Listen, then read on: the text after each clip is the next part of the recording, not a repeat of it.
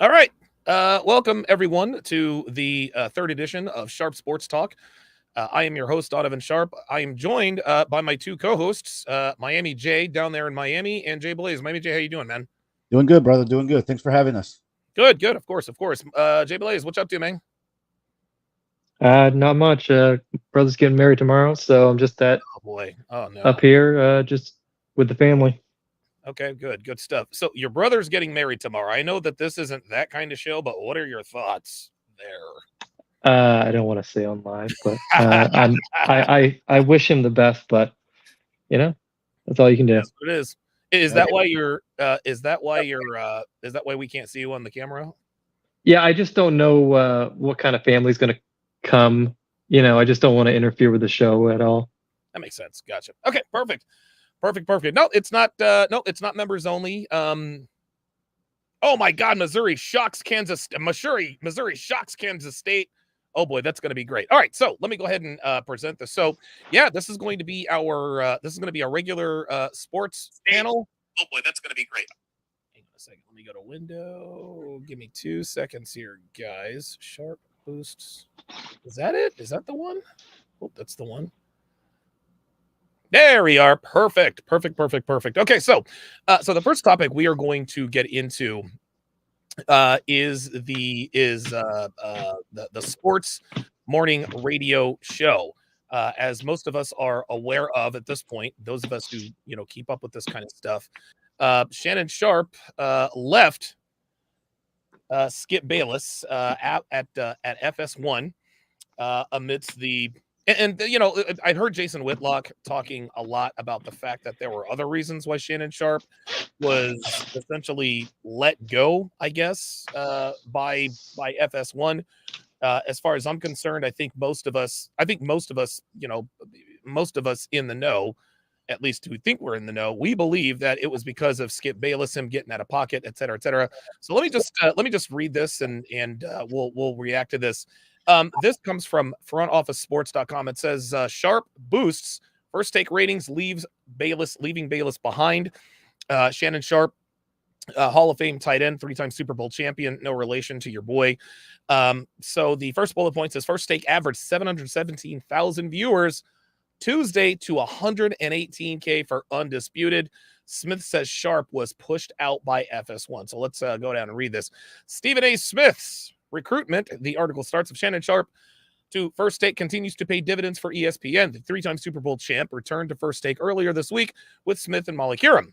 For the second week in a row, their audiences have dwarfed those of Skip Bayless's rival, Undisputed, live on FS1.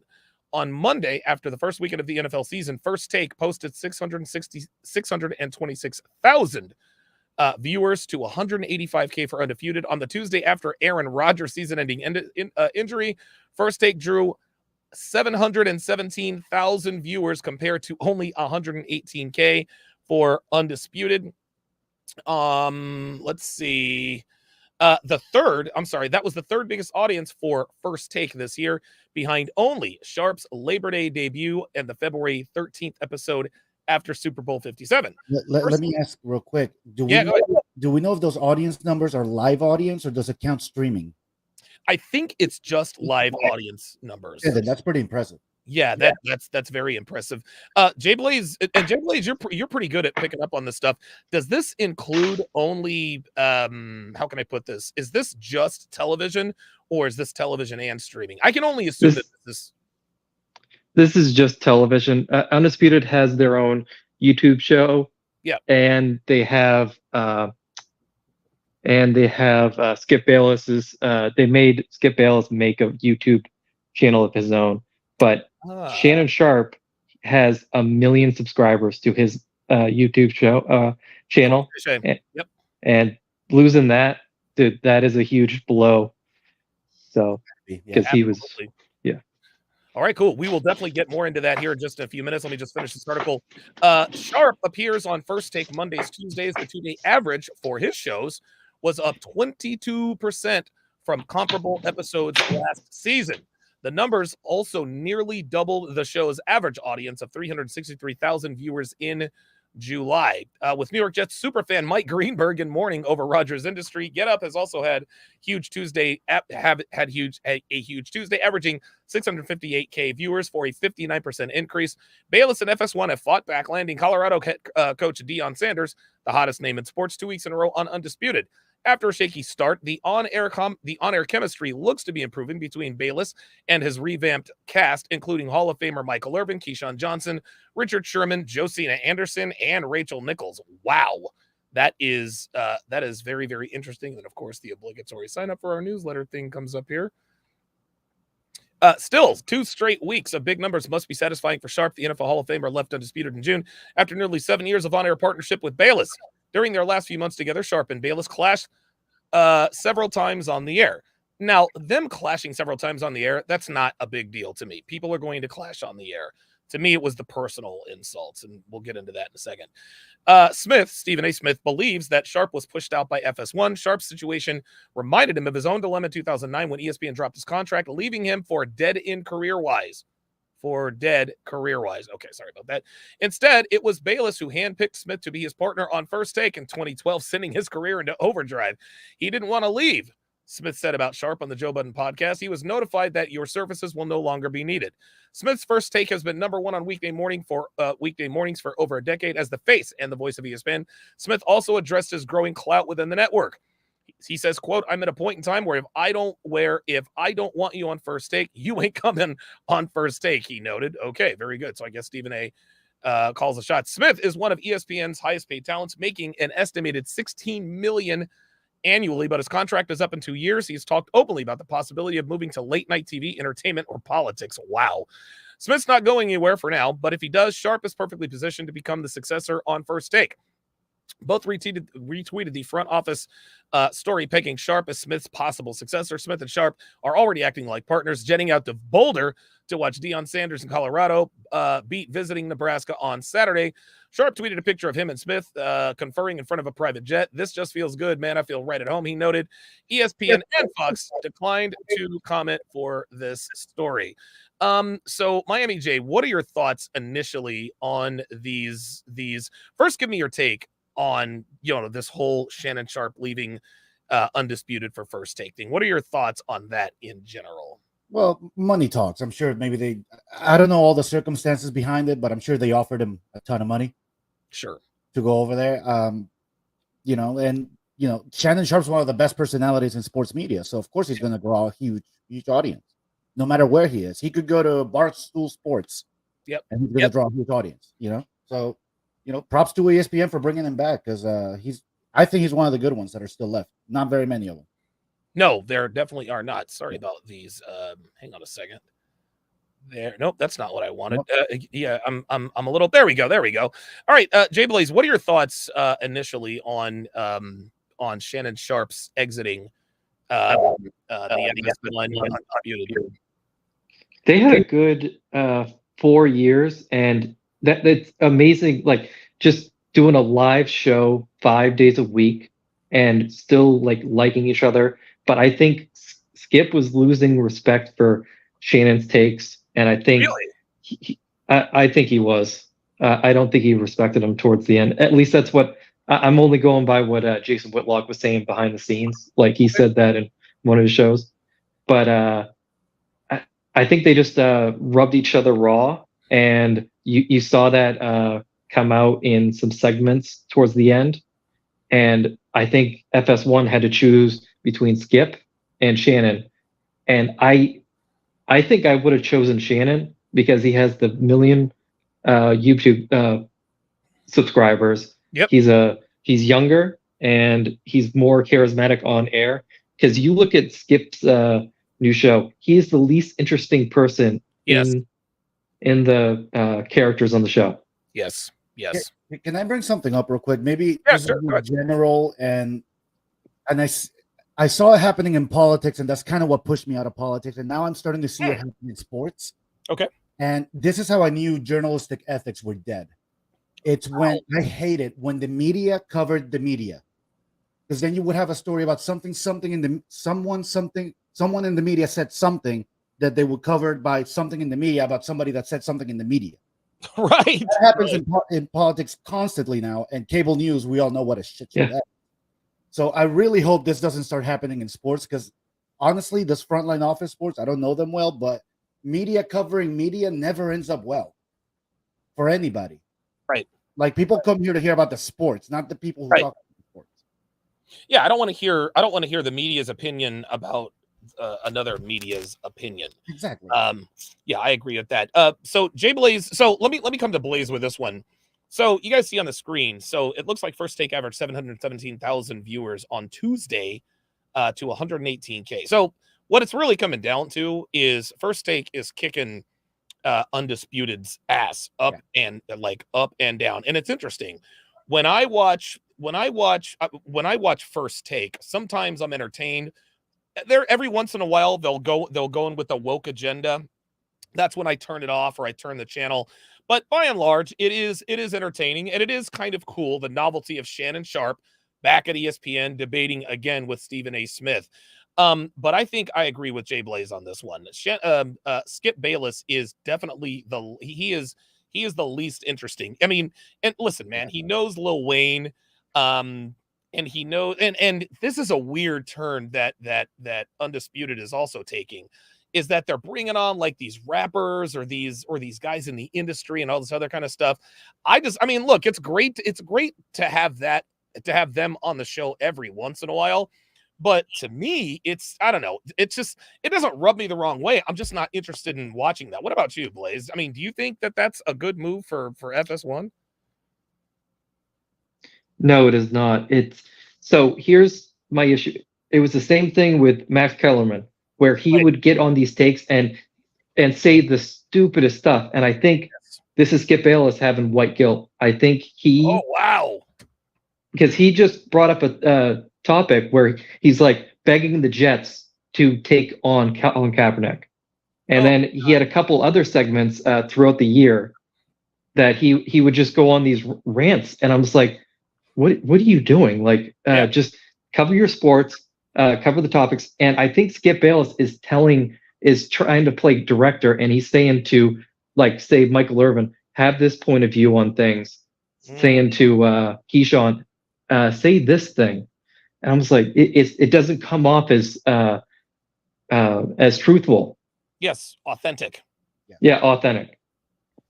No, I think that's a problem Fox Sports has had for a long, long time. They've built up Fox Sports 1 and even Fox Sports 2 to try to compete with ESPN. They've never really been able to. Yeah, you're right. You're right. You know, they keep trying to mirror everything ESPN does. They need to do their own thing. Well, I will say this. There are certain... Now, here's the thing. In terms of the First Take versus the Undisputed thing, listen, First Take is definitely winning that battle. But as far as everything else is concerned, I love all outside of Undisputed. I've watched Colin, or I've listened to Colin Cowherd for, good God, damn near 15 years. I've watched and listened to him since he was at ESPN. Then the show, what is it? Speak with, Joey Taylor. What is his name? Emmanuel Acho, Shady McCoy. Every once in a while, they'll have the guy from the NBA come in. They call him Slick Rick. They'll have James Jones in for NFL stuff, et cetera, et cetera. And then, of course, they have their Speak for Yourself with Nick Wright, Chris Broussard, and Kevin Wildes. Those are wildly entertaining. They're wildly and they're very, very informative. And the debates seem pure and they seem true. But it never really occurred to me that Skip Bayless or anybody was telling anyone on what takes they should have on certain sports. I never really got that feeling. Maybe I'm not paying attention. What do you think, Miami J? I mean, is that obvious to you or yeah, no? It's been obvious for a long time. To me, that's the problem with the main sports media is the scripting and the wokeness. I don't get my sports news from the media anymore. I go to YouTube. I'm watching independent creators who are very knowledgeable about the game, and they talk about the game. They're not talking about the drama or the politics or anything else. So, Don, who exploded in the past few years? It was Pat McAfee, who he had all of his buddies that would just have authentic takes about things, and he shot up to the stars. And there you go. We don't get that from mainstream media. They have an agenda they want to push, and they think, oh, like you would have it with Shannon and Skip. You like LeBron, I'll hate LeBron, Oh and God, then we'll get the conflict. And yes. they kept doing that for other things. And you know what? That's what the smart media personalities are doing. They're getting off mainstream and they're getting on YouTube and doing their own thing. Look at Candace Owens. Yep. That's all you got. You only got to look that far. Yep. Yeah. Candace Owens, I think she's still, I think she works for Daily Wire or something like that. Yeah, they're working for smaller organizations. But Candace Owens was a mainstay at Fox News for a long time. Yep, she When was. you look at people like Ben Shapiro also doing his own thing. There's a couple others, but yeah, a lot of people are doing that. And those are going to be the ones that are, once mainstream media dies off, they're the ones that are perfectly positioned to be the next big thing. I think that Pat McAfee signing that 5-year, $85 million contract with ESPN, I think that represents that to me is sort of the preamble to the seismic shift that's going to happen, not only in sports media, but like you said, media in general. Yeah. People are waking up to the fact that there are definitely agendas at play. People can no longer trust that what they're seeing on the news or sports media, they can't trust what they're seeing or hearing. It never occurred to me, and that is extremely disappointing, but it never occurred to me that the takes were unauthentic. I thought that they really did feel this way about certain things. And I agree with Jay Blaze, man. The whole I love LeBron, you hate LeBron. I'm like, it almost it's when you listen to Skip Bayless, and I know Skip is not a popular guy. Skip Bayless, man, I don't know, sometimes, and maybe he really is a LeBron hater, but it gets to a point to where it almost sounds shticky, you know? Like it's almost it's getting to the point to where when LeBron does something great, it's always demagnified or marginalized by Skip Bayless. And I think to myself, do you really feel this way? Or because at this point we get it. We know you don't like LeBron. We get it, but who wants to be the sports troll? Who wants to be the sports hater? You know? That's just the way I feel about it. And of course, the way he feels about Tom Brady and all that other kind of stuff. Go ahead. Well, what's even worse is he'll preface by saying, I love everything that LeBron does off the court, his social media stuff. I'm just like, LeBron has the stupidest takes on everything not sports. Yep. And I'm just like, why do you respect that? Well, but he wants to take the edge off. Well, the reason he respects that or says he respects it, there you go. He wants to take the spotlight off of him. One last question about this particular first take versus Undisputed. Do you think? I think Undisputed's days are numbered. I watch the show now, and I don't even watch it. It's just, I mean, the conversations between him and Richard Sherman, I don't think he's as knowledgeable about sports as maybe Keyshawn Johnson or Michael Irvin. I love Michael Irvin. Michael Irvin was he was always great on First Take, especially during football season. He just doesn't have that same juice. So, Miami J, do you think Undisputed's days are numbered, or do you think they're going to be around? What are your thoughts? I don't know. They got to replace it with something, so it'll probably be something exactly the same thing. But I mean, yeah, I think their days are numbered. I think all of the sports media, pretty much, their days are numbered. Wow. I'm in that camp. I don't see it as sustainable. And you think, let me just throw this out there. You think ESPN is bad now with the wokeness and the scripting? Oh, God. Let's wait and see if the company gets sold to Apple, like it's rumored.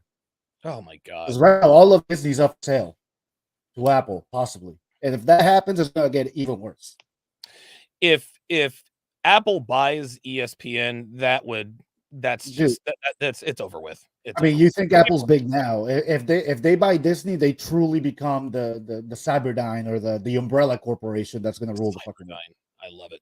Yeah, maybe. But I do know this: as woke as Apple and Silicon Valley is, dude, guys are going to stop watching. That's just all there is. So you can only insult your audience so much before guys turn away. Blaze, what are your thoughts? Is Undisputed? Is it long for this world, or do you think it can last? Fox had so many opportunities to steal all the audience from ESPN, yes, but they wasted every single one. Yep. And Undisputed the only one that is interesting to watch is Michael Irvin. Right. And you have to build a show around him. But he's a tough guy to build your show around because he's still with the NFL Network. They finally settled the Marriott lawsuit, so he's with NFL Network now. Yep. So it's tough. You can't have him 5 days a week. And I think Skip was hoping to have Rachel Nichols be the person he would debate NBA with, but she's never had a debate stage. She's always been the moderator and chiming in. Yep. Look, if in my opinion, and I'm not an executive producer, but what I would do is I would make Rachel Nichols the moderator, and I would just make it 2 people. I don't even know that I would re-up. I mean, listen, Skip Bayless is the OG, that's for sure.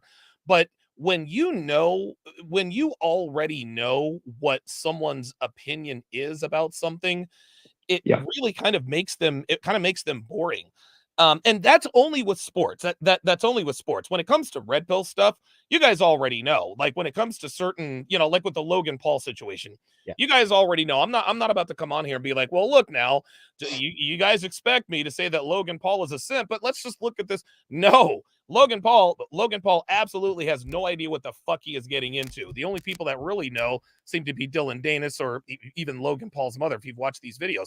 But when it comes to sports, if I already know what your sports opinion is going to be, then why do I need to tune in? I watch Colin Cowherd because he provides a very unique experience. He provides a very, very unique experience and unique takes. That's why I've watched him for 15 years. I'll give you the last word, please. Go ahead. Can I offer one more thing? So next year, because Tom Brady's taking a year off, would it be more interesting to have, instead of Undisputed, have Tom Brady talk to any QB for like that 2 hours and just have breakdown interviews? Wow. Now that I'd be. What about you, Miami J? You think would you watch that? Let me ask you something. I've watched clips on social media. This show that Eli Manning and Peyton Manning have now, is that on ESPN? Yeah, it's on ESPN too. Okay, well, there you go. Fox needs to get creative and stop trying to mirror ESPN. If they really want to get this stuff off the ground, every show they do, and the ones I watched most recently were obviously the soccer show because I'm a big soccer fan. But everything Fox does mirrors ESPN. I'm wholly convinced in the producers area at Fox Sports, they have ESPN on. Yeah, of course. Everything they do is to mirror ESPN, and they got to stop that. Well, they have to. Well, I wouldn't say they have to stop it. If you're going to imitate someone, then do it well. You can imitate, but then you have to innovate on top. There you go. The old saying is I think. Oh, sorry. No, I'm just saying they're not innovating. Go ahead. So I think Greg Olson is really good in that first announcer chair. Yep. I do not. You cannot get rid of him through Tom Brady. Nope. But if you can make Tom Brady the centerpiece of your Fox Sports lineup, and just have him like do any kind of thing where he's just helping he's an expert at breaking down film. And if you could have like him as a QB lecture, like instead of Undisputed, I think that brings over people, and that would be very authentic where he's just breaking down film. And can you imagine the amount of coaches showing that to their young QBs and stuff? Almost similar, Jay Blaze, to John Gruden's quarterback camp, right? Where he brings in, the draft picks, and they go to the whiteboard, they watch film and all that good stuff. I think that would be great because we all know and trust Tom Brady. He's won 7 Super Bowls. We know he knows what the hell he's talking about. I'll put a pin in this. I'll put a bow on this. I like Jay Blaze said, man. I think that FS1 made a huge mistake in missing the opportunity. We're now entering year 5 or 6 where ESPN has turned completely woke. FS1 could have capitalized on the mass exodus from people who have watched ESPN their entire lives, and for whatever reason, they just haven't been able to do it. Now, I will say, at least. You know what? Let me back that up. We have to understand that Undisputed is the flagship FS1 program. It needs to be something else because all the other shows dominate. You know, like I was saying earlier, the ones that I watch, you know, Colin Cowherd, speak for yourself. First things first. Those are wildly entertaining shows. They're funny, they're fresh. You know, the debates are real. We know that the takes aren't scripted, at least that we know of. So maybe First Take, or maybe Undisputed needs to be replaced by First Things First or Speak for Yourself. I think either one of those would be a worthy replacement and would put up much better competition against First Take than Undisputed, because Undisputed, to me, it's I don't think it's going to be here for too much longer. I really don't. That shows a train wreck. It is. All right, so let's talk about Deion Sanders, aka Coach Prime. Now, I'll admit that when I first heard about, you know, Deion Sanders going to Colorado, I was all out. Didn't want to have anything to do with it. But then I watched the Amazon Prime documentary on Coach Prime. I had no idea the equity and the time and the money and the care that he spent with these kids. I didn't know. I thought he was a Johnny come lately. I thought, okay, he had a couple of good years at Jackson State. All of a sudden he gets a Colorado job. He really did sort of build this grassroots football culture. And now Colorado football is the biggest story in sports. And with the biggest story in sports comes a lot of scrutiny. Now Coach Prime has gotten a lot of negative feedback, a lot of scrutiny, et cetera, most notably from Jason Whitlock and from other people like Jay Norvell, talking about how his mom raised him to, you know, take off his glasses and take off his hat when you're speaking to adults and things of that nature. And I'm never I try not to be a race guy, but I think that the scrutiny of Deion Sanders and what he's doing, I think there are definitely some racial undertones to that. And to deny that would be disingenuous. What say you, Miami Jay? I say let the damn guy coach, man. I mean, I think he's passionate about it. He wants to help out these kids. Stop. Why do people like to pick on people who have an ego? Deion Sanders has an ego. We all know that. Right. But let the guy coach, man. I mean, it's ridiculous to me, honestly. And by the way, I thought you were going to be wearing the glasses that you showed me. No, you could only pre-order the glasses. You can only pre-order the glasses. I don't have the glasses yet, but I have pre-ordered my Coach Prime glasses. I have pre-ordered those. Best $67 I ever spent. I got to tell you, I laughed really hard when you texted me that deal. Yeah, man. I think the story's fun. I love it. The guy's a story in and of himself. I get that, but I know they're doing it for the ratings. People want to hear about this, but let the guy coach. Let's judge him on his merits, not on his personality as a coach. That's what I say. Jay Blaze, what are your thoughts? Do you think that that his scrutiny has racial undertones, or is the scrutiny, is it valid? Is it legit? Oh, I'm sorry. Oh, there he is. So I don't really watch college football much, but this is the most interesting college story of this year. I will say I do like him pushing two-parent families. Like, he is pushing values. Yep. Yes. I would actually say this is the most interesting college story since the Tim Tebow days. Yeah, right. It's almost, you know what? It is the most interesting college story since the Tim Tebow days. It almost has like a USC feel to it. You know, Pete Carroll and Matt Leinart and Reggie Bush and Lendale White, et cetera, et cetera.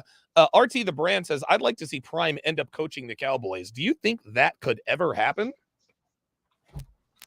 Look, for him to make the jump to the NFL, it's got to be more than the personality. I think in college, he can probably get hired on his personality alone, like he probably did at Jackson State. But for the NFL, I think it's got to be a little more than that. He's got to prove that he can coach. He's got to prove that he's got the tactical mind of a football player. And obviously, he's got the experience. But, sure, you know, not every player is a great coach. I think he would have to go to the Falcons and make that stepping stone, and then to the Cowboys. He would have to prove his NFL. Yeah, I don't think the Jones family would just take a chance like that. They like their established names. So yeah, he wouldn't go to the Cowboys first. He could make that step. Yeah, I don't think Deion is going to the NFL. I think I'll tell you what, if his son Shador goes to the NFL, because I don't think he's going to go after this year. I think he's going to go after next year. But I think if Shador goes to the NFL, that could be that could be a stepping stone. But Deion Sanders likes coaching children. He likes raising up young men. He likes making positive impacts on the community. When Jordan Christopher said he wasn't going to the NFL, I remember when Deion Sanders said Shador wasn't going. He said, no. He said, ain't no way you're going to the NFL because I'm Coach Brown. But I think that he has more power and more influence on a college campus than in the NFL because I agree with that. I mean, because let's face it, you're talking to 53 alpha males, 53 millionaires or soon to be millionaires. Yeah. It's harder to coach. It's harder to coach those guys than it is to coach college players. Whereas with college kids, you can be more of an influence. I mean, what are your thoughts about that, Miami? Well, I think Deion Sanders has a pretty healthy ego. Yes. Now I said let him coach. He shouldn't be the story, but let's face it, he likes being the story. If he goes to the NFL, he's no longer the story. He's got 53 other stories in that locker room. There you go. So yeah, I agree with Jay Blaze. If he went to the NFL, he would need to take that stepping stone before coaching the Cowboys. But I agree with you too. I don't see him going to the NFL. Nah, I really don't. What do you think, Jay Blaze? Do you think Deion has a chance in the NFL, or do you think he'll stay in college? If this was the 90s NFL, I would say definitely. But with the amount of players that have their own brands and stuff, oh yeah, he wants the attention on him. And these players, like you just saw the AJ Brown, talking to Jalen. Yes. He wouldn't want to deal with that stuff. No. And by the way, having the attention on him is a good thing for college kids. Absolutely. Yeah, it is. A lot of these kids cannot handle the pressure, so the coach takes it upon himself to do that, and that's fine. In the NFL, that can't happen. Not only that, Deion is already a great recruiter. What is happening now is other kids from other schools are seeing what's happening at Colorado. They're meeting Stephen A. Smith. They're meeting Shannon Sharp. They're meeting Pat McAfee. They're meeting The Rock. All of these, Jamie Foxx, Kevin Hart, all of these celebrities have sort of descended onto Boulder, Colorado. And these celebrities are starstruck by Shador and Travis Hunter. You know what I mean? Like it's like, The Rock was like, hey man, I was looking forward to meeting Shador Sanders. And Shador is like, dude, you're The Rock, man. Like you are The Rock. But now these kids are the celebrities. Who wouldn't want to go and play for the traveling circus right now? That is the University of Colorado. Deion Sanders, Shador Sanders, Travis Hunter. You're going to have celebrities on the sideline. You got Michael Irvin roaming the sidelines. It really does have a USC feel to it, which, by the way, helps. USC is extremely known for having celebrities on the sideline. Snoop Dogg, Mario Lopez, Will Ferrell. There are always celebrities at the practices and at the games. I think Deion Sanders has that kind of pull, and we're seeing it in year number 1. What do you think? Yeah, you know what? I was just going to say that. I think Deion Sanders has the pull, and that's only going to benefit the school. That's going to, like you said earlier, it's going to attract a lot of talent. And before that even happens, when the hell was the last time we saw Colorado ranked? Oh my God. They're ranked 18th right now. So Deion's proving it that he can do it without elite talent. He's going to start attracting elite talent. Colorado might be a powerhouse in a few years.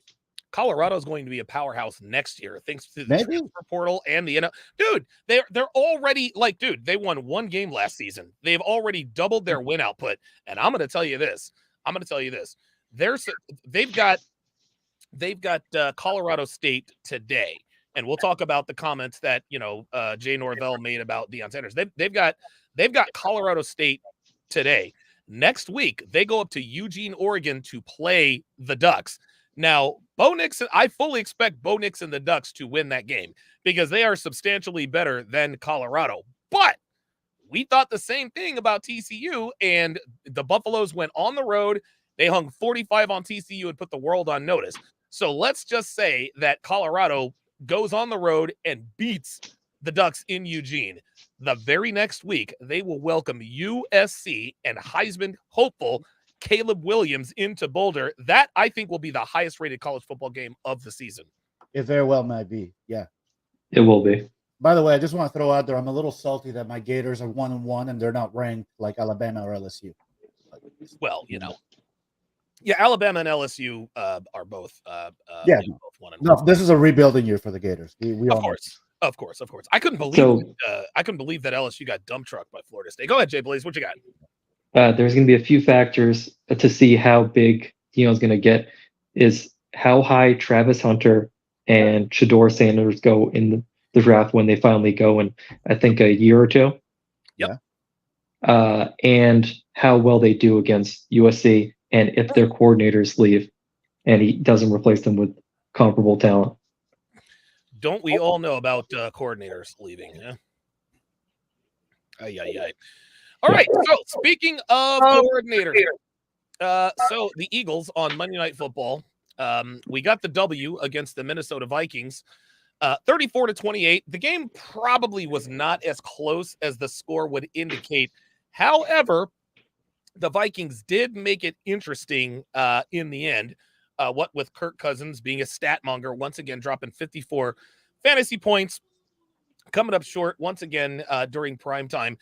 The Eagles are 2-0, but this is probably it's interesting. The scrutiny that they're under because of their 2-0 season is because they don't appear to be as dominant as last year. And I would agree, but I will tell you this: if we run the football like we did against Minnesota, then I think we're going to get right back to Eagle football. Jay Blaze, what are your overall thoughts on the Eagles being 2-0? What are the strengths, deficiencies, weaknesses? What are your predictions going forward? Should the Eagles is it panic mode? Should they be concerned? What say you? I think they're missing their offensive coordinator. I think the defense is getting up there. I don't think there's much of a drop off with the defense, but the offensive coordinator, like Steve Sarkisian, or it was Steve Sarkisian, right? Yeah. No, Shane Steichen. Shane Steichen was our offensive coordinator. Jonathan Shane Steichen. Yeah, right. Okay, so yeah, that was a big drop off, and I think it's going to take him maybe 5 to 6 games to really get into that form, because you saw it on the sideline. If they can incorporate AJ Brown more, this team's going to be deadly. Yeah. The whole AJ. Now, by the way, this isn't the first blow up AJ Brown has had. Yeah. He's done it before. But I mean, look, man, we all know wide receivers can be divas, right? They're out there running routes. They only get a couple of targets. But what I was impressed with Jalen Hurts standing his ground. He's like, look, bruh, sometimes it's going to be like that. Sometimes you're not going to have that many targets. Sometimes you're just not going to have that many catches. That's just the way it is. But this season started out like 2 seasons ago. I think the Eagles were 0-1 or they were 1-1 or 0-1 or 2-1 or something like that. And we would not run the football. And people were in the stands, run the football. Well, Nick Sirianni, his rookie coaching year, finally decided to start running the football, and it changed literally everything. Then, of course, Shane Steichen takes over. We're definitely running the football. And of course, we set all kinds of records and things and things of that nature. So it was kind of the same this year. We're throwing the ball against New England. We kind of escape, by the skin of our teeth out there. Come back to Minnesota. We're a little bit shaky early, but as soon as Brian Johnson decided to run the football with DeAndre Swift, that's when we took over the football game. What do you say about that, Joel? Look, it's very early in the season to throw a word around like panic, but I think Philadelphia is by far one of the strongest teams in the NFL because of the running game. And I gotta give it up to Jalen Hurts. He's proving that he's for real. Yep. Because last year was his first year starting. Am I wrong? Yeah, it was his first. Yeah. Well, no, last year was his second year as second year starting. Well, a lot of quarterbacks have come in for 1 or 2 years and lit it up, and then they kind of fade away. Jalen Hurts, I think he's for real, especially after what he had to endure in college. Yes. With Alabama getting pulled out in the national championship game. He's proving that he's got it up here for sure. And as far as Swift, man, I mean, I knew he was a good running back when he got drafted. Philadelphia are reaping the benefits that Detroit let slip away because that guy is for real. And I'm just glad that Trap God didn't start him against me in fantasy. Yeah, you got that right. Yeah. And by the way, you know where DeAndre Swift went to college, right? University of Georgia. I hate that. No, don't remind me. I should have known that one, but I swear to God, man, it's just Dude, shout out to Howie Roseman. Like dude, the Eagles are literally we've got 6 starters from the University of Georgia, 13 on the roster overall. Jay Blaze, what are your overall thoughts on the Eagles and their start so far this season? I think they're probably one of the best teams. And dude, the way you're gonna beat the Cowboys, and I watch every Cowboy game, is running the ball. They can't stop the run. There you go. And once teams get adjusted to that and stack the box, then it's gonna give AJ Brown even more opportunities to hit people deep. No, I agree totally. Look, am I concerned? I don't know. Maybe. Our first game last year, we won against the Lions 38-35. The very next game was against Minnesota. We beat them 31-7 or whatever the score was. Look, man, at the end of the day, the Eagles are 2-0. We are undefeated, and just like Miami J said, you can't really make too much after the first couple of weeks. But over the last 2 seasons in the regular season, the Eagles are 19-1. We've won 8 straight regular season games, and it would be even higher than that if Taylor Heineke doesn't decide to run around and then take a knee. Brandon Graham, hit him and got that penalty. And then, of course, Jalen Hurts getting hurt. But look, I think the Eagles will be fine. We've got 10 days off before we have to go down to Tampa. Nakobe Dean is coming back. Blankenship is coming back. Kenneth Gainwell will come back. That two-headed monster at running back, I think, will be okay. And at that point, A.J. Brown won't have anything to worry about. Your last thoughts on the Eagles, Miami J? I hope they're undefeated when they face the Dolphins on the 22nd. By the way, that game's going to be built up by the media like crazy. We talked about the media earlier. Talk about that Tua versus Hurts. Come on, that's going to be built up like crazy. Well, it's interesting because the media missed all of the parallels between the Eagles and the Patriots. You see, Jalen Hurts was Mac Jones's teammate at Alabama at one point, and Devontae Smith, who won the Heisman at Alabama, was a wide receiver for Mac Jones.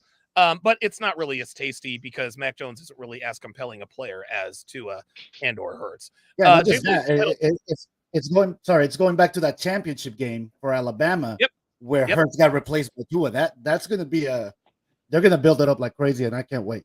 Fins up, baby. That is absolutely crazy. Yeah, that's going to be crazy. Jay Blaze, your final thoughts on the Eagles and their 2-0, their shaky 2-0 start? I don't think they have any issues until was it November where they first play the Cowboys and then they go on that disaster like that. If you can go like 3-2, you're fine. But that's going to be the prove it games of their schedule. Dude, look, I can't wait. Dude, we got to play the Cowboys, we got to play the Chiefs, we got to play the 49ers. Who else do we have in there? And then we got to play the Bills. We got to play the Bills. Yeah. And the Dolphins. But guess what? Those motherfuckers got to play us too, man. You know what I'm saying? Like, look, that's going to be a murderer's row of a schedule. I'm fucking glad I'm glad we're going through it because by then I think we'll have things worked out. Don't forget the Jets and your boy Mr. Wilson. Yeah, I'm not really worried. You know what? I'm not really as worried about the Jets. Yeah, no, I wouldn't be either. As I once was. With Aaron Rodgers, I was a little bit worried about it, but now not so much. Like I said, I'm starting Zach Wilson. I'm just looking for him to catch lightning in a bottle. But you guys know how that plays. You guys know how that goes. So on your screen is are the Philadelphia Eagles. This is last year on Monday Night Football, lining up in the fabled Philly rugby play. And I don't know what the exact stats are, but I think we're successful with it like 99.9% of the time. I don't think I have ever seen the Philly rugby play fail every single time. And I mean every single time without exception. If it's second, third, 4th and 1 for the game, dude, we line up in that Philly rugby play. We got DeAndre Swift on one side, AJ Brown on the other. Last year it was Miles Sanders. And it works every single time. Look, man, the Eagles have hacked the league. So what I'm going to do is I'm going to play part of the video that Peter King, and I don't know, you guys can't hear the video. I'm going to see if the audience can hear it. Audience, let me know if you can hear it. If you can't, then I won't play it. We'll just talk about it. Here we go.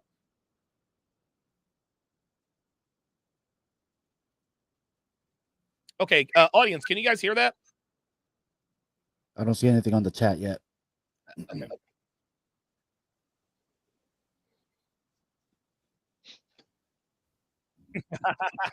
No, they can't. They can't hear it. Phantom 313 says they can't hear it. You can't hear it. Oh, good God! I don't know why. I don't know why I'm having. I don't know why I'm having sound issues. That is weird. Something is going on. Something is really going on with StreamYard, and it's really pissing me the fuck off. Yeah, and I don't want to. The last time we did J&J Dating Dynamics, we had the same issue. Yeah, something is. I fucking hate when this shit happens. Well, anyway, Peter King he's got his panties in a bunch about the Philly rugby play and about how it should be outlawed. What do you think, Jay Blaze? Should the Philly rugby play be outlawed, or if it ain't broke, don't fix it? So the 99% success rate is an issue, but how is this any different than Tom Brady's QB sneak? He was like undefeated with the QB sneak on 4th and 1 and 1st and goal. That's all right. That's all right. What about you, Miami J? What do you think? No, it shouldn't be outlawed, man. Come on. This is football in its purest form. Offensive line against defensive line. Get everybody in there and push the damn pile. You know, they call it a rugby play. How did football get started? By changing the rules of rugby. It's football in its purest form. I love the play. I hope every team starts using it, and I hope defenses adapt to it, because then we're going to see some awesome plays at the goal line. I freaking love it. No, don't change it. Well, here's the thing. I think the reason why the Philly rugby play is like steroids. The reason why everybody wants to outlaw it is because they work, right? But yeah. Like they can want to outlaw it all day. They didn't say that about the Wildcat when Miami pioneered it in 2000. Oh yes, I remember that game. Oh my Nobody God, could stop it. Oh my God, Cadillac Williams or Ronnie Brown. Oh my God, Ronnie Brown and who was it? Yeah, it was Cadillac Williams, wasn't it? Yeah. Ronnie Brown and Cadillac Williams, who both went to Auburn. Yeah. Yep. Yeah, I remember that. And Ricky Williams was there too. That's right. And Chad Pennington was their quarterback. And if I'm not mistaken, that was the year the Patriots went undefeated. No, that was the year afterwards because the Patriots. No, because the Dolphins beat them with the Wildcat. Yeah, the Dolphins beat him. Yeah, that was the first time. He was on my bench too. My thoughts on that are this: this play clearly works. We've done it for over one season. Everyone in the building, everyone watching knows what's coming, and they still can't stop it.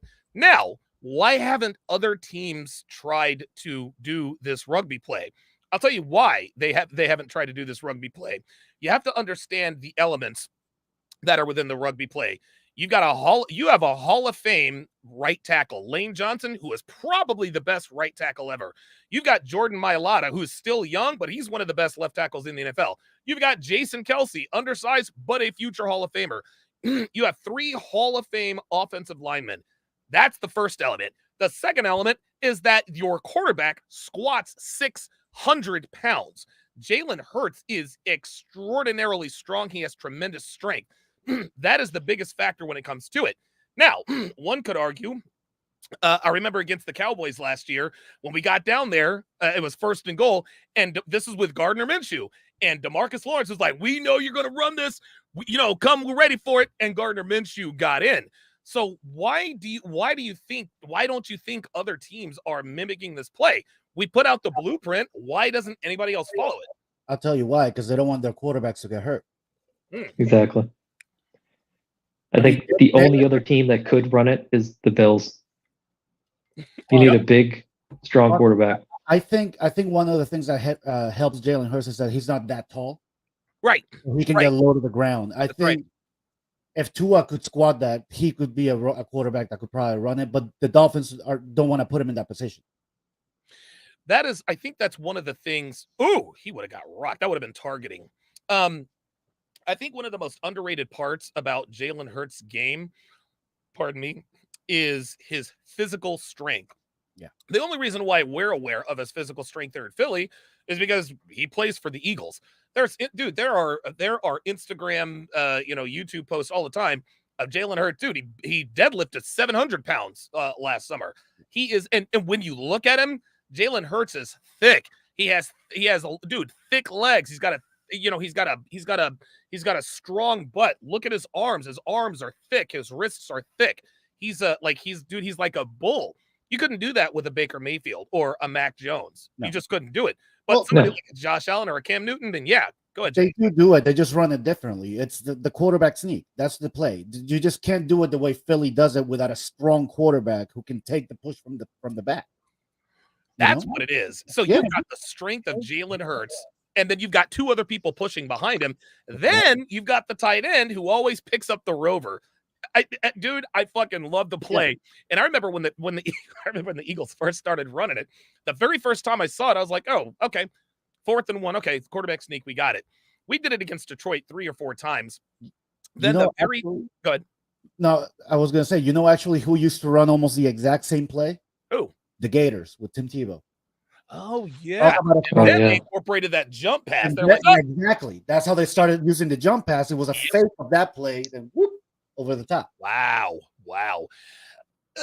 Do you think? Talk about a strong quarterback that you need for that play. You do. Listen, you need a strong look. I think you need a strong quarterback. I think it could definitely work with a guy like Josh. It could work with Taysom Hill. Taysom Hill is he's the kind of quarterback that can do it. If you have a lot of if Sean Payton was still in the league. If what? If Sean Payton was still with the Saints, he would run that play with Taysom Hill. Run that play. Yeah. Absolutely. I don't think he could with Russell Wilson. Do you think the Philly rugby play gets outlawed? Because people are starting to make noise, and it's I don't know how you outlaw it. It is like, I mean, dude, you've got the right amount of offensive linemen. There's no illegal motion.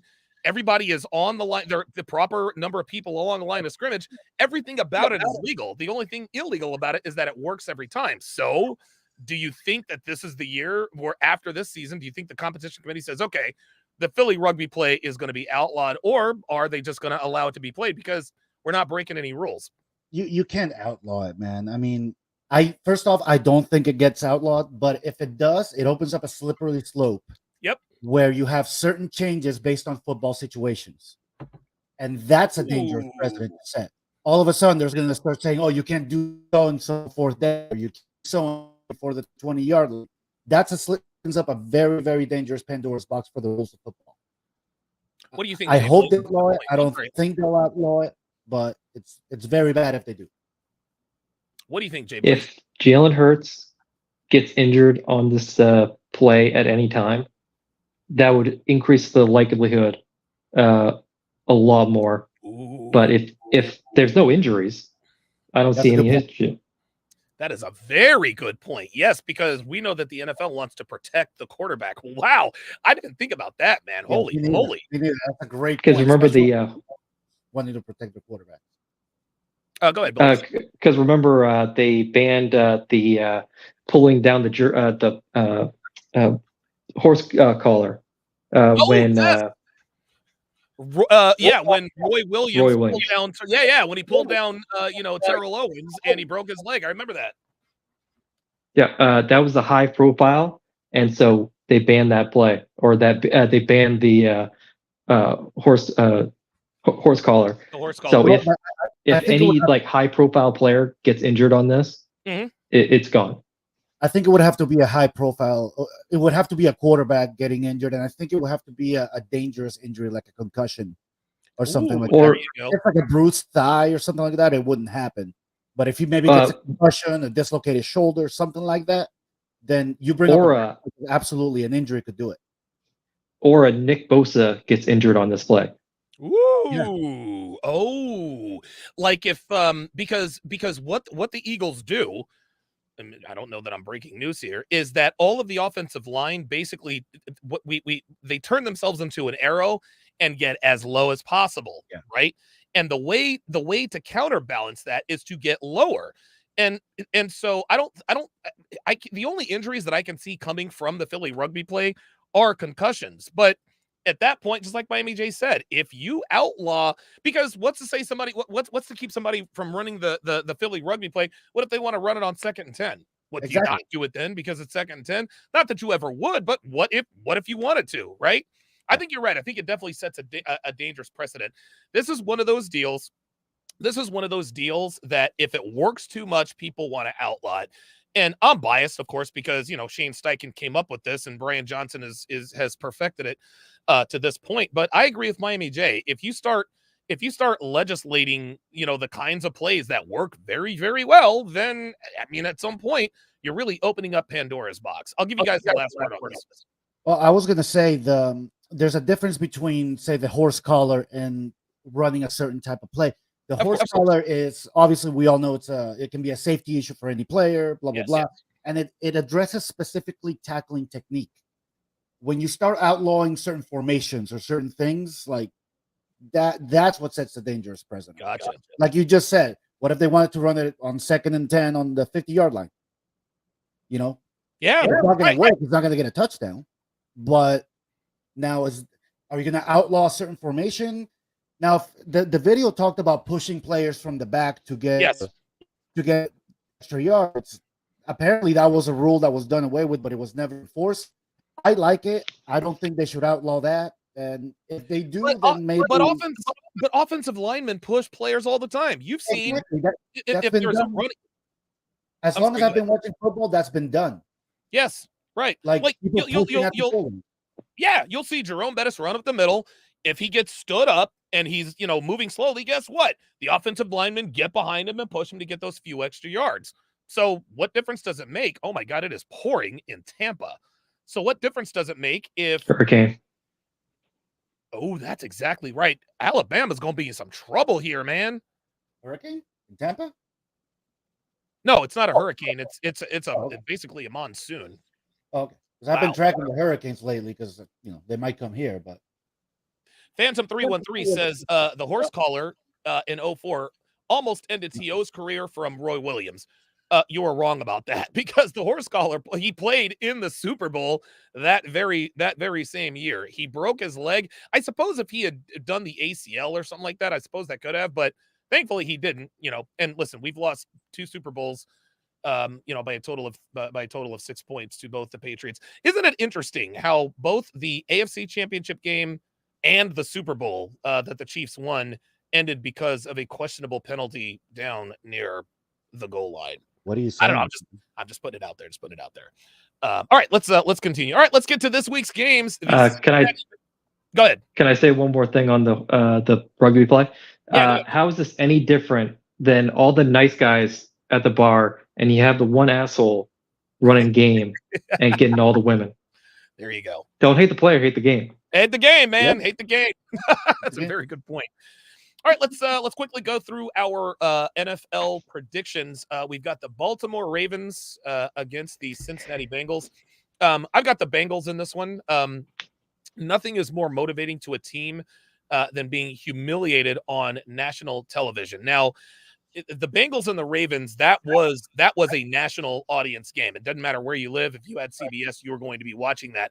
I think Joe Burrow gets it back together. T. Higgins, Tyler Boyd, Jamar Chase. Joe Mixon. I think Baltimore with their shaky start against the Houston Texans. This game is on the road. Cincinnati's coming home. They went on the road. They lost to Cleveland. Everybody's talking shit. They're going to want to make a statement. Jay Blaze, who do you have? You have the Ravens or the Bengals? I have the Bengals with no J.K. Dobbins. They can't establish the run as much as they could in the past, and I just don't see Joe Burrow having 2 terrible games in a row. 2 stinkers, right? What say you, Miami G? Give me 1 second. I'm trying to see what the spread is on this game. Oh, I think it's 3. Let's see. We got Bengals and it's starting next week. I'm going to start putting up the spreads. So we'll talk about who we want, who we think will win outright, and then we'll talk about who we want in the spread. Yeah, I'll take Cincinnati. I think that I actually think they'll cover the spread. Yeah. I think Cincinnati definitely covers the spread. I think they win this game outright. I'm predicting the score of 27-14. I think that they'll easily cover the spread. Everything's back to normal. I think Joe Burrow throws for 300 yards and 3 touchdowns. Having said that, I do need Mark Andrews to have a good game. little fantasy. Phantom 313 says the Ravens could win this game, but I don't think so. Oops, wait a minute. All right, our next game, the Detroit Lions hosting the Seattle Seahawks. Jay Blaze, who do you got? I have the Lions. The Seattle disappointed me last week because I thought the Rams were in the Caleb Williams sweepstakes, and they lost to them. Yep, they were supposed to be the dark horse of the NFL this year. So I have the Lions. Okay, very good. Who you got, Miami, James? Yeah, look, I'm not a believer. I think the Lions are the new Miami Dolphins, but I got the Lions in this one. I don't see Seattle as being strong enough, especially playing on the road. Now I don't know if Detroit covers that spread of 4.5 points, but I think Detroit wins it. Jay Blaze, what you got? I think I already said I have the Lions. Oh, you've got the Lions. Okay, my bad. That was I got I did. Do we want to keep track of these and come back week to week and see how we did? Yeah, we can definitely keep track of these for sure. I've actually got the Seahawks. I've got the Seahawks over the Lions. Yeah, I do. I know it's not a sexy pick because the Detroit Lions are pretty much everyone's sweetheart. But Geno Smith is, I mean, listen, I think he's a good solid quarterback. I think they had an off week. Jackson Smith and Jigba, I think, was probably hurt. They've still got Kenneth Walker the third. And again, they're the Seahawks are going to be on the road. They didn't play well at all. They got dump trucked. You think there's going to be a hangover? Yes, that was going to be. You think there will be a hangover? Yeah, that was going to be my next point. Detroit coming off of that emotional high. Nobody thought they would go into Kansas City. They're hanging the Super Bowl banner. They're giving out Super Bowl rings. They go into Kansas City and they win. I think that there's definitely going to be a little bit of a hangover, especially with the Seattle Seahawks coming in having lost the way they did. Ooh, looks like there is some weather. Real quick on the chat to answer AT's question. Mark Andrews is questionable still this week, but he did practice on Thursday, so things are looking good for him to play. Yeah, all indications. Yeah, Mark Andrews, I think they held him out of practice on Thursday, but he's been at practice. He was at practice yesterday. Yeah, he's been at practice most of the week. Yeah, no restriction. So I think Andrews will be good to go because trust me, the Ravens definitely need him. It is absolutely raining cats and dogs in Tampa. Holy moly! Oops, wait a minute. All right, this game, this is going to be a snooze fest. The only reason why we want to watch this game really is to see CJ Stroud versus Anthony Richardson. Look, I'm gonna go with the experience here. I think the Texans beat the Indianapolis Colts. I think D'Amico Ryans. Remember, he came over as the defensive coordinator from that vaunted San Francisco 49ers defense. Defense is his specialty. I think he'll limit Anthony Richardson, who is a rich man's Cam Newton. I've got the Texans winning this game 13-10. What you got, Jay Blaze? So the Texans are favored by 1. How did Richardson play week 1? Because I didn't really watch that game. He did okay. Completion percentage was 52. I think he threw for, I don't have the stats in front of me, but he did decently. He got his first NFL rushing touchdown, but he didn't show us that he's ready to take that next step, And again, nobody has film on him, right? Except for last week, but that's generally how he played last week. Yeah, I think D'Amico will game plan pretty well against a running quarterback. So I think I'll take the Texans in a close one. Okay. I don't think it's going to be an ugly game. Yes. Any game with a over under that's in the 30s, it's going to be slow and ugly and whatever. I got the Texans too. I'll go with the home team. I don't think Richardson's going to show us who he is yet. I'm a big Richardson fan coming back from the Bills. But it's going to take him a while to get adjusted to the league.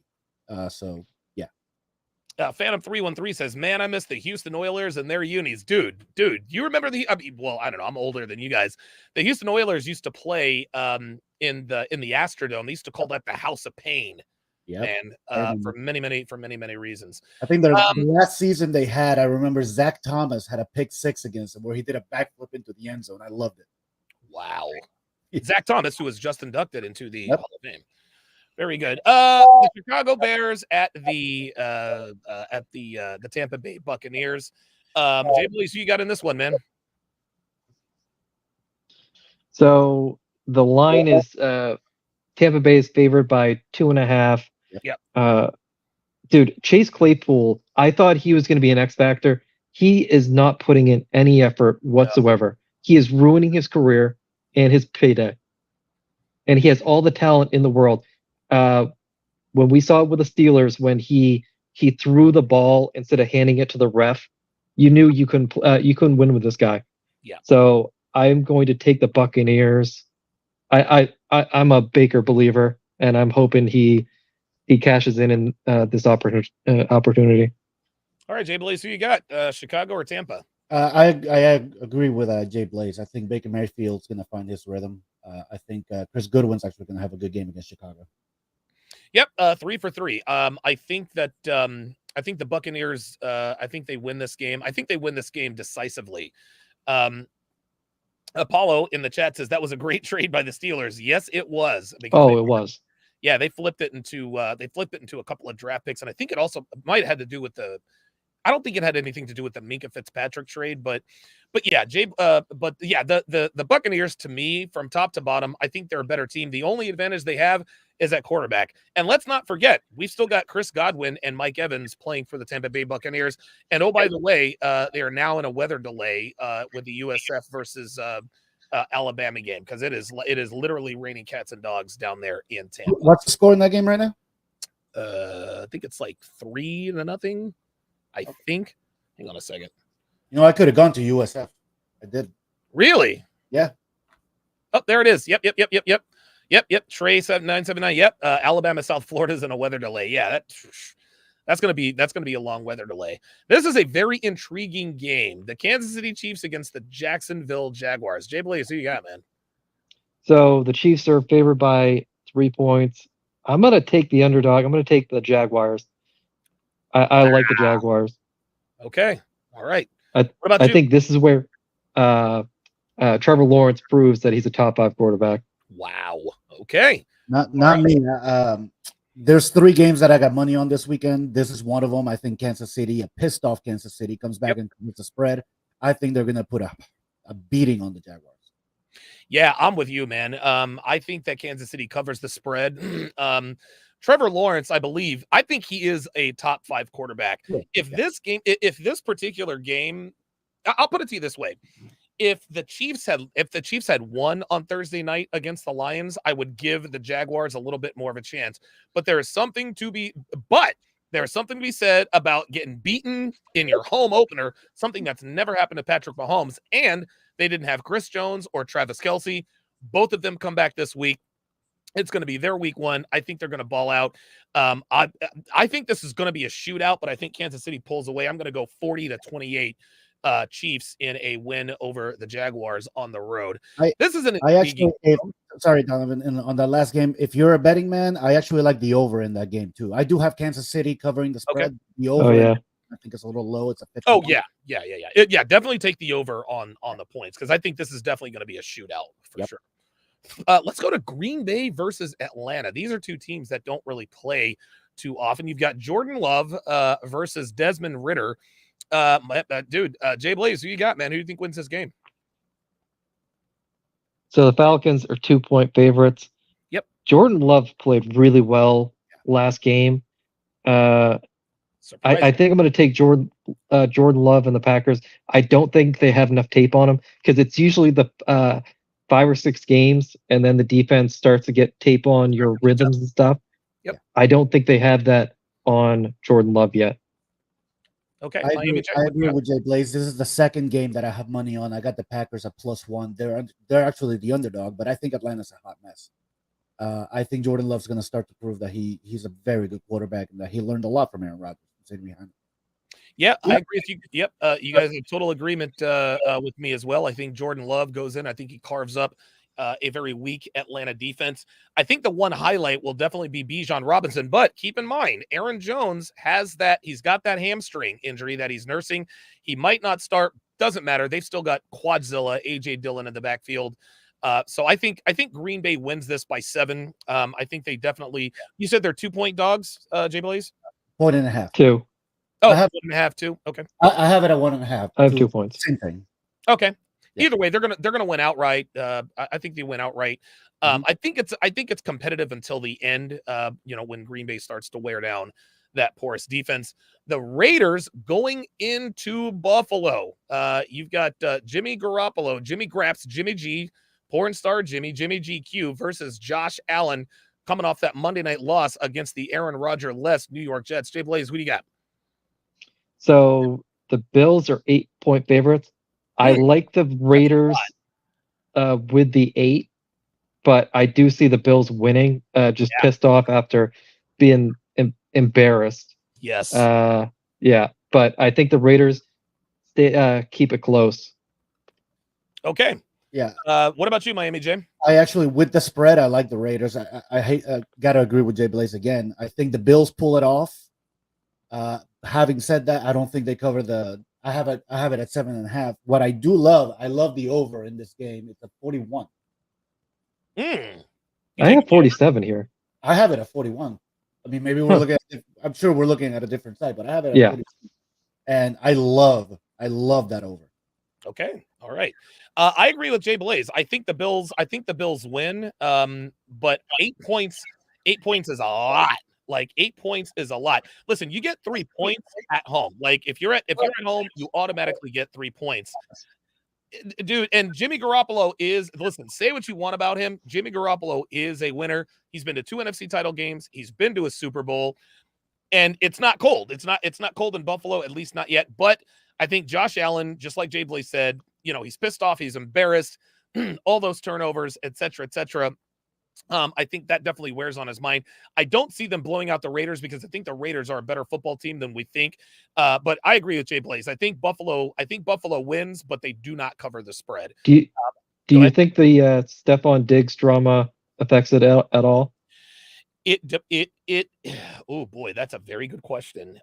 It really, really depends upon how Josh Allen plays. Stephon Diggs is getting increasingly frustrated because of Josh Allen's, proclivity to play hero ball. He's always the biggest and the strongest player on the field, which is fine. But I mean, he was best when he had Brian Daboll. Brian Daboll went to New York, and now the turnovers are returning. So I will tell you something. If let's just say the Bills go 0-2, 1-3, 2-4, and Josh Allen hasn't cut down the turnovers, yeah, I think their season could unravel very, very quickly. I don't see it happening that way, but it definitely could unravel for sure. We are seeing a mirror image of Carson Wentz through Josh Allen, because Carson Wentz was so gifted and talented, but when his offensive coordinator left, he would play like it was 4th down in the last game in the Super Bowl. He would play hero ball all the time. Yep. And if you looked at the tape of the Bills, they kept pointing at their head to Josh Allen, like going, play smart, play smart. Yeah. I think they think that he's a dumbass. Yeah, I don't think he's a dumbass. I just think he's erratic. I think in the heat of the, and so you got to understand, guys like Josh Allen, Cam Newton, when all else fails, when everything breaks down, they know that they can just run through the defense. And listen, that was fine in high school.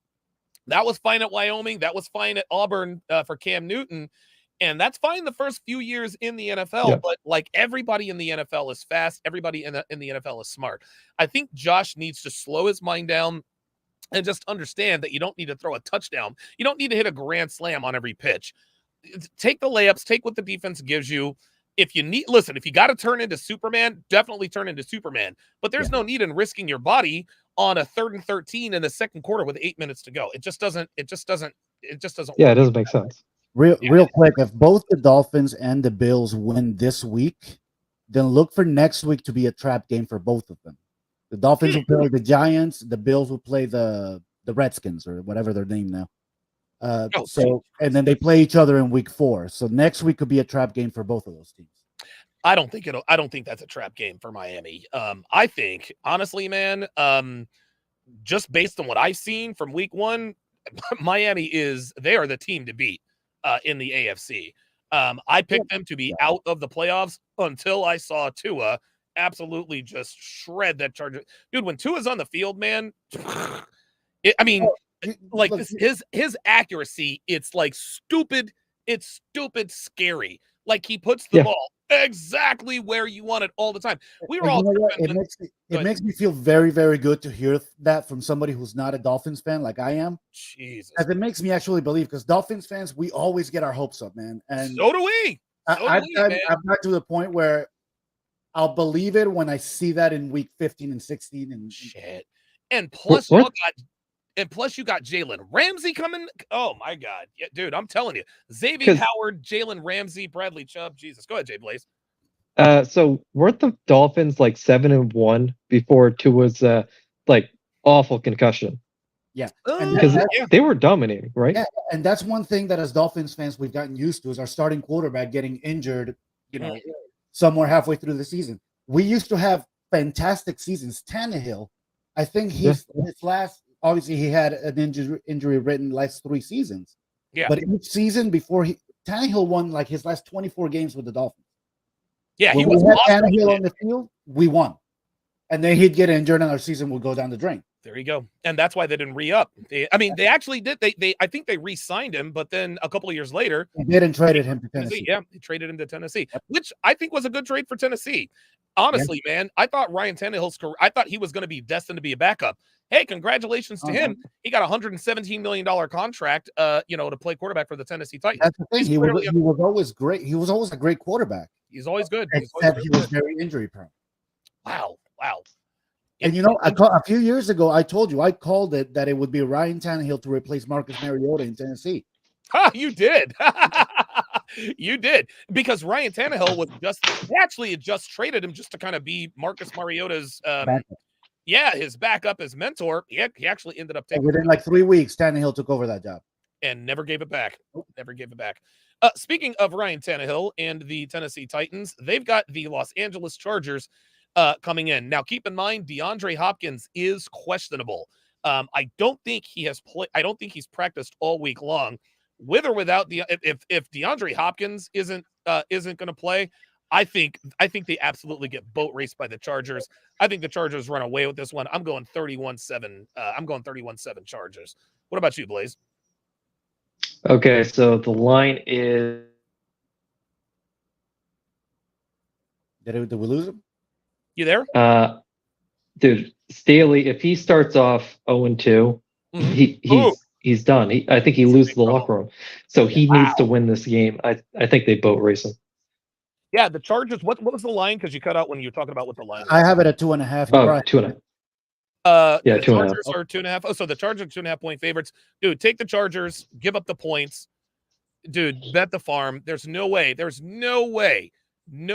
LA goes into Tennessee and hangs a W. Because again, keep in mind, Miami's defense is also very good, but the LA Chargers also have a very good offense. So I think and the Tennessee Titans always play well, good defense, run the football. I think the LA Chargers go in and overwhelm them. I actually agree. I'm a believer. As big a fan of Tannehill as I am, I'm a believer in Justin Herbert. I think they go in there and just take care of business. Yep, absolutely. Jobs are on the line. San Francisco at LA. Now, this is interesting. Both teams are 1-0. They both come off of blowout victories, but nobody expected the LA Rams to because we were talking about this off the air. We thought that they were going to be in the Caleb Williams sweepstakes, and Matthew Stafford said, not so fast. Jay Blaze, what's the line? What do you think is going to happen in this game? Niners are 7-point favorites. On the road? Yeah. So that's a lot of points. That is. That is a lot of points. We don't know if Seattle was just fool's gold. Right. So I almost say the Niners cover. Whoa! Wow. So I think the Niners cover. What about you? What about you, Miami J? I agree. I don't think the Rams are for real. You're starting Matthew Stafford in fantasy, right? No, I am starting Zach Wilson. I know. I just have to mess with you a little bit. I am starting Zach Wilson. Check this out. Look, check this out. Do I want Matthew Stafford against that 49ers defense, or do I want Ryan? Or do I want? It's like I'm between a rock and a hard place. Who has the better defense? I think you made a fantastic trade, getting Matthew Stafford though for Jalen Waddle. Yep. I will be starting Jalen Waddle, by the way. But I agree with Jay Blaze. I think 49ers go in there. I think the 49ers feel that this is their year and nobody's going to take it away from them. I think they're playing with that swagger, and Christian McCaffrey is just too much. I agree. And I will say, McVay had all offseason to scheme for Seattle. Yep. He only has a week to scheme for the Rams. Exactly. Not only that, Kyle Shanahan has Sean McVay's number. Exactly. Even the year that the Rams won the Super Bowl, the 49ers beat him in the regular season twice. Yep. No matter how good the Rams are, the 49ers just always seem to find a way to get in there and win. 7 points is a lot, but you know what? I think I'm convinced. I'll swallow the 7 points, take the 49ers to win outright. I think they win this game 27-10. I think the defense, that San Francisco defense, I watched them against the Pittsburgh Steelers. It was a fucking blur. Like I was like, dude, these guys look fucking scary. Yeah. Then they're going to LA. It's their second straight road game before they go home to Santa Clara. I think they go in. I think they absolutely dump truck the Rams. You're right. I think the Rams are fool's gold. I think it was the first game of the season. Sean McVay had 4 months to scheme against the Seattle Seahawks. But now you're technically on a long/short week. I think Kyle Shanahan and his boys and Brock Purdy going to LA, and I think they get the decisive W. Yeah, I think real quick on that one, I just don't think LA has the talent this year. No, I mean, Sean McVay's system can only take you so far. If you don't have the talent to run the system properly, it's never going to work out. And they just don't have it this year. You know what? This might be the game that puts them back into the Caleb Williams sweepstakes. I agree. Because I mean, and listen, LA's got a tough schedule. They could easily open up 1-5, and before you know it, now we're trading Matthew Stafford. Now we're trading Aaron Donald. We're getting rid of Cooper Kupp. I think this could be the start of that. This would be a major upset if the Rams were to pull this off. I agree. Okay, let us go to the Giants and the Cardinals.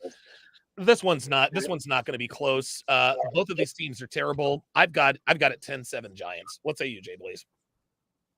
So the Giants are 4-point favorites. I'm gonna say the Giants get back on track because they were a playoff team last year. Yeah, and I think the Cardinals played over the skis last week. Yep, they kept it close, right? Yeah, they did. I think the Giants. I think the Giants get back on track without the Micah Parsons breathing down their neck. What say you, Miami J? Yeah, I'll take the Giants too. I think the Cardinals are a complete train wreck this year. Okay. Oh my God, Jesus Christ! Yeah, they need to start trading people and just rebuilding that whole team because the what's their quarterback's name? God, I don't even know. I don't know who. Josh Dobbs. Yeah, it's ridiculous. The Kyler Murray experiment didn't work. No, the Cardinals need to start revamping that entire organization. Yep, and it hurts me to say because I lived in Arizona for a very long time. I lived in Phoenix, and I actually became a bit of a Cardinals fan. But no, this organization needs a complete revamp. I actually like the under in this game at 40 points. Okay, but I'll take the Giants to win it. What you got? Do you think the Cardinals can get a Buda Baker return like the Micah Fitzpatrick? Dude, this is what I'm hoping. The Eagles lost C.J. Gardner-Johnson last season to the Lions. Mac Jones in the second half carved up the Eagles in the middle of the field. The reason why he was able to carve up the Eagles in the middle of the field is because we no longer have C.J. Gardner-Johnson. Yes, Reed Blankenship is a second-year guy. He's not C.J. G.J. If we were to get I think Buda Baker is in my estimation, I think he's probably the best safety in football. And I've actually watched the in-season Hard Knocks with the Cardinals back when they had DeAndre Hopkins from last season. Buda Baker lost his mind when they lost to home. He's like, I'm tired of fucking losing. He's crying in the locker room. Like he is tired of losing. If the Cardinals don't, I think the Cardinals have to get rid of Buda Baker because they've already gotten rid of Isaiah Simmons. And by the way, Jonathan Gannon, listen, we will welcome you back with open arms here in Philly if shit gets too hot for you down out there in Phoenix. Just putting that out there. We'd love to have him back for sure. Here we are, the game of the week, in my opinion, the New York Jets going into Dallas. What's the line? What's the line on this game, and who you got, Jay Blaze?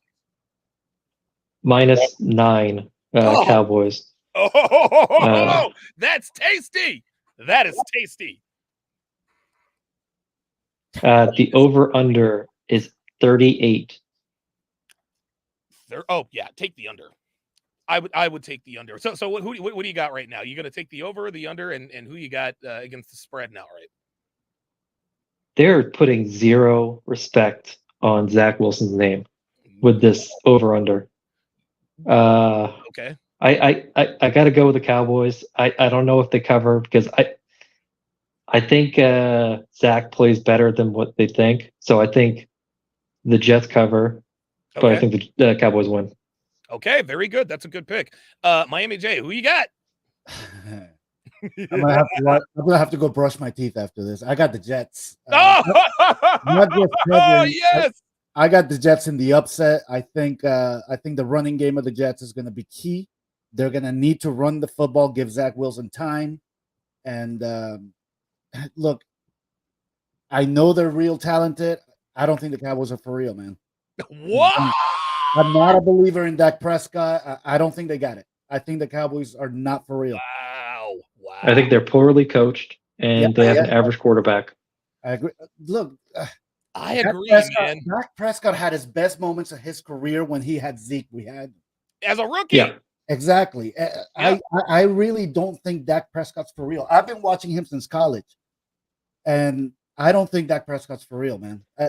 Dak, he hasn't proven it. Dak has had his best when he throws 20 times for 200 yards.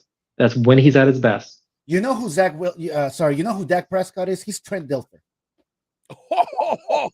I think he's Alex Smith. Yeah, around the he's going to need a strong defense, a strong running game, and they're just going to ask him to not make mistakes. You know what? I would say Dak Prescott is Kirk Cousins with a better PR, with better PR. That's what I would say. I can see because Kirk Cousins is a stat monger. Well, so is Dak Prescott. Dak Prescott is no longer a mobile quarterback. Well, Kirk Cousins was never a mobile quarterback. Dak Prescott puts up numbers all the time. So does Kirk Cousins. Kirk Cousins shrinks when the lights are brightest. So does Dak. Now, let's not cast any false aspersions. The Cowboys are a much better football team than the Jets. Like, let's get that right. But I think that, let's just say in another scenario, let's say the Giants upset the Cowboys in week 1. If the Giants upset the Cowboys in week 1, they're going to absolutely curb stomp the New York Jets. But they ended up boat racing the Giants. Yeah. And so now they're feeling themselves. They're back at home. You got Micah Parsons talking. Just like you said, nobody's putting respect on Zach Wilson's name. And I don't think they really should. But I think Zach Wilson is better than people are giving them credit for. So like I said, if they play this game 10 times, if they play this game 20 times, I think the Cowboys win this game 19 times. I think this is game 20. I think they catch him by surprise. I think Zach Wilson plays the game of his life. A Phantom 313 just put it right there. If they can run Breece Hall and Dalvin Cook, and keep Zach Wilson mistake free, take what the defense gives you, keep Dak and that offense off the field, I think the Jets have a chance to win. So I'll take the Jets to win outright and cover, but it's going to be very, very close. But I wouldn't be surprised if it goes the other way. And I'm definitely taking the under. You know what I would do if I was the Jets? What would you do? It may not work. I will say. Hang on, let me get this one out. It may not work, but I would come out and the first drive that is scripted, I would throw the ball the entire drive. Okay. So make the Cowboys believe that that's going to be your gameplay. Then let that drive it. Hopefully, if it would work, that would set up Dalvin Cook and Bryce Hall to just run roughshod all over the game. That's awesome, dude. What you got, Jay Blaze? So if you don't think Aaron Rodgers, he has nothing else to do. If you don't think he coached out or schemed a game plan against the Cowboys and told every single bit of it to Zach Wilson, you are crazy.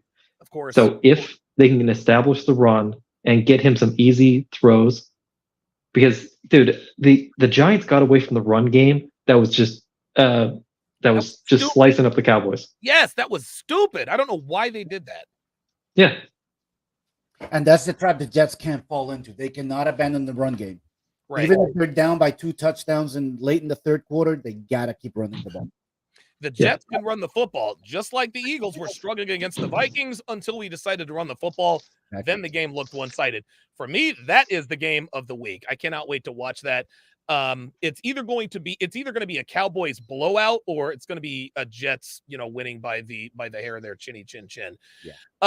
The Broncos and the what are they called? Oh, the Commanders.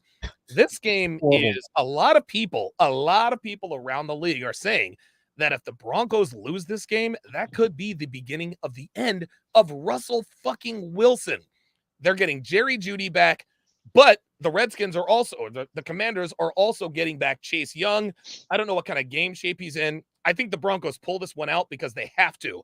I think they're almost in the same predicament as the Buffalo Bills. The Bills cannot fall to 0-2. The Broncos can't fall to 0-2. I think they do whatever it takes. I think it could be an ugly football game. If they win, I think they win it by like 5 or some crazy number like that, 22-15 or 28-18 or some crazy number like that. What say you, Blaze? So the line is the Broncos are favored by 3.5. I have to take the Broncos because I don't think the Commanders. I don't think they have their quarterback, and I just don't respect the Commanders right now. I think, yeah. What about you, Miami? I agree. I think this is the year that we finally get back the Russell Wilson that we used to see in Seattle. Okay. At least that's my hope because I love Russell Wilson when he was in Seattle. Yeah, that's my guy, man. Yeah. I hope he gets back into it. I think this is the year that it happens, and I think the Broncos will be fine in this game. They'll cover the spread. Okay, very good. I agree with Jay Blaze. I think that either Sam Howell is not the guy or Ron Rivera is not the guy. Sam Howell has the talent, but Ron Rivera is he's a defensive head coach. And defensive head coaches with great quarterbacks always struggle. Sean McDermott up there in Buffalo, he's a defensive head coach. Brian Daboll goes to New York. Now Josh Allen is struggling again. The New York Jets, Robert Saleh, Zach Wilson. Zach Wilson hasn't developed under Robert Saleh because Robert Saleh is a defensive head coach. Ron Rivera is another guy sort of similar to that, defensive head coach. Not saying that he's a bad head coach, right? Because he did coach the Carolina Panthers to the Super Bowl, but that was more on Cam Newton though. Yeah, I think he's overrated. There you go. There you go. I think Ron's overrated. Ron Rivera is definitely overrated. I think he's a great defensive coordinator, but a great head coach, no. You know who he reminds me of is Dave Wanstead. You remember him? I do. Remember Always Dave Wanstead, yeah. Always looking like he's feeling sorry for himself on the sidelines. I don't like Ron Rivera. I don't think he's real. Because Ron gives the impression that he's like a drill sergeant and he's a very bare bones stuff. But dude, some of the stuff he says in press conferences, I'm just like, this guy's an idiot. Yeah, it is a little bit weird. And never forget, Ron Rivera was on that 85 Bears defense. Maybe that's sort of what he's riding on. Look, listen, he's got a Super Bowl appearance for sure, and he's going to be in the league forever, but I think this is his last head coaching job for sure. Also, probably, yeah. Miami versus New England. Look, man, what's the line on this one, Jay Blaze? 2.5. Dolphins. Oh my goodness. Yeah, dude, I think the Dolphins win outright. I think they cover whatever the over-under is, take the over. I think Tua goes into New England. I think they hang 45-48 on the Patriots. I agree. I think Dolphins boat race them. Yep. I actually have money on this game too. I hate betting on Dolphin games. It's, whatever. You never bet on the teams that you love. But this is the one. I want to be a believer. So I'm betting on the Dolphins. I'm betting on the over. Pro Special says Rivera is the first coach to get fired this season. That's a hot take. I like it. That's interesting. Who's another? There was one other coach that's on the hot seat that might not make it through the season, at least as far as we know. If I can think of it, I'll say something. But yeah, I think Ron Rivera is definitely on the hot seat. I don't think. I think through the offseason, you had the guy for the Chiefs come, Eric Bieniemy. Yes. And just to play politics, because I think Ron, if he was white, he would have been fired 2 years ago. You think so? Oh yeah. But he could, Zach Snyder Snyder could not fire him before selling the team, and now the new owners, I think Eric Bieniemy, because of the media hype, if they go on a losing streak. Yep. I think they elevate him. That's a good take. And if Eric Bieniemy becomes the head coach of the Washington Commanders, I think it gets even worse. I think Eric Bieniemy, look, I think Eric, I don't want to call him a fraud, but Eric B, it really pisses me off that everyone hyped him up. He's this great offensive coordinator. Dude, the head coach is Andy Reid and the fucking quarterback is Patrick Mahomes. I could have been the offensive coordinator for the goddamn Kansas City Chiefs. Like, to me, that was one of the most disingenuous narratives. Eric Bieniemy deserves a chance. No. Andy Reid ran that fucking offense, and there's Patrick Mahomes. Yeah. You're not going to tell me that Eric Bieniemy is responsible for the success of the Kansas City Chiefs. They will not miss a beat. So I'm hoping Eric Bieniemy gets the head job in Washington. Then we'll find out what kind of coach he really is. Because I'm not saying this because I think he's a bad guy, but the way they hype this guy up, to me, it's disingenuous. It really frustrates me because now you're going to have coaches getting opportunities because they're black or because they're of color. Eric Bieniemy he's supposed to be this hot prospect, but the league knew.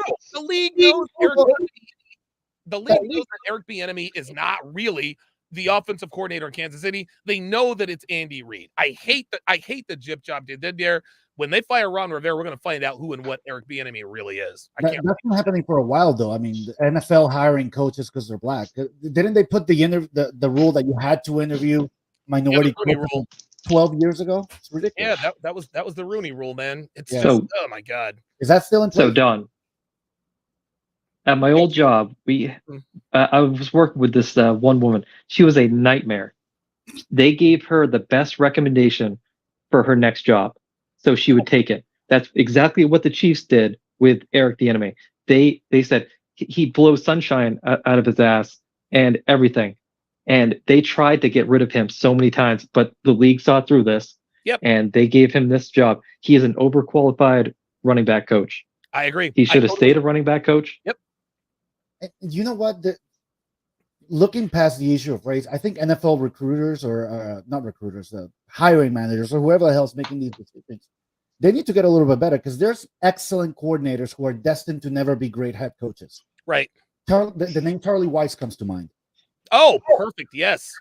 You know, there are some guys that are fantastic coordinators because there's such different jobs. If you're a coordinator, you're a tactics guy, you're in the trenches, like picking out plays, things like that. That's not a head coach's job.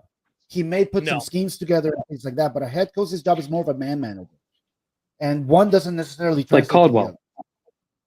Right. There you go. Like Caldwell. Yeah, Jim Caldwell, same deal. It reminds me like a guy like Norv Turner. Norv Turner was excellent defensive offensive coordinator, not a good head coach. Listen, he got his shots as he should have, but he hasn't like I don't even know if he works in the league anymore. But I think Eric Bieniemy is a glorified quarterback / running back coach. Yeah.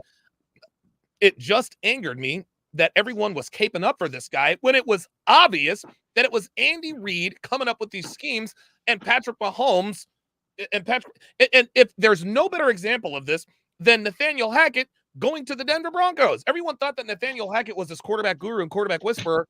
Yeah, it's real easy to be the quarterback whisperer when the quarterback you're working with is Aaron fucking Rodgers. Exactly. He goes to Denver with Russell Wilson and he gets exposed. So now the same thing I think is going to happen with Eric Bieniemy.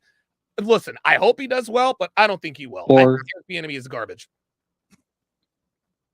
Adam Gase with the Dolphins and the Jets. Oh yeah, Adam Gase. Oh my God, Jesus fucking Christ! Yeah, Adam Gase. What was he like? Oh my God. Oh my goodness. Havoc Pleasant says he wasn't the main reason for Mahomes' success, but if you watch that game, part of the reason they look bad was Eric Bieniemy. I totally agree. Let's go to the next one. The Carolina Panthers against the New Orleans Saints. What's the line on this, Jay Blaze? 3 for the Saints. 3 for. Okay, so they're 3-point favorites on the road. Who you got, Miami, Jay? I got the Saints. I think my boy Jamal Williams is going to have himself a game. Yep.